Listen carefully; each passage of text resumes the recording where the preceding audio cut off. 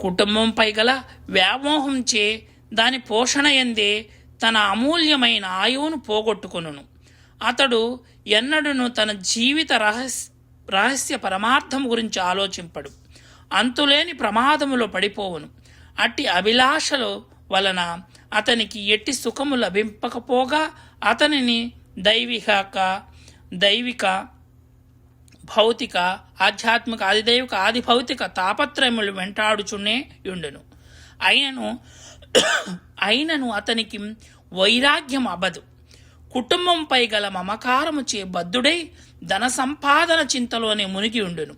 ఇతరుల సొత్తులను దొంగిలించుట వలన లౌకిక పారలౌకిక దోషములు కలుగునని తెలిసినను కోరికలు లోబడి తన కర్తవ్యమును మరచి భోగలాలసుడై ధనమును అపహరించుచుండును. పరమ భాగవతోత్తములారా, అమ్మ అమృతాత్మ స్వరూపులారా, మానవుడు ఈ విధంగా తన కుటుంబ పోషణ యందే నిబద్ధుడైన వాడు ఎన్నడును భగవంతుని సేవింపడు. అతడు విద్వాంసుడైనను అతనికి భగవత్ప్రాప్తి కలగదు.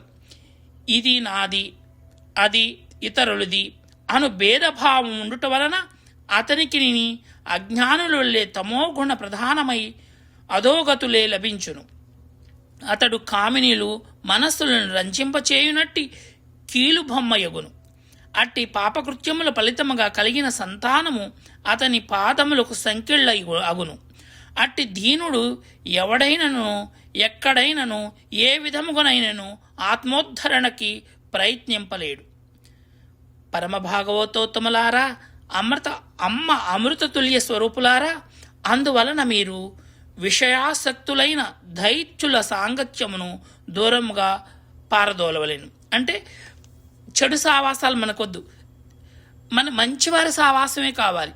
ఆదిదేవుడైన ఆదిదేవి ఆ జగజ్జనని పార్వతీ పరమేశ్వరుల యొక్క పాదపద్మములు శరణు వేడి ఏలైన సాంసారిక జీవిత విషయములు యందు ఆసక్తి లేని మహాత్ములకు ప్రభావితులై ఆమె పరమగతి అని. నానా, మీ అందరికి చెప్పేది ఇది. భగవంతుని ప్రసన్నునిగా చేసుకొనుటకు ఎక్కువ పరిశ్రమ లేక ప్రయత్నములు చేయనవసరం లేదు. అతడు సకల ప్రాణుల్లోనూ ఆత్మస్వరూపుడై సర్వత్రా వ్యాపించి ఉన్నది ఆ తల్లి.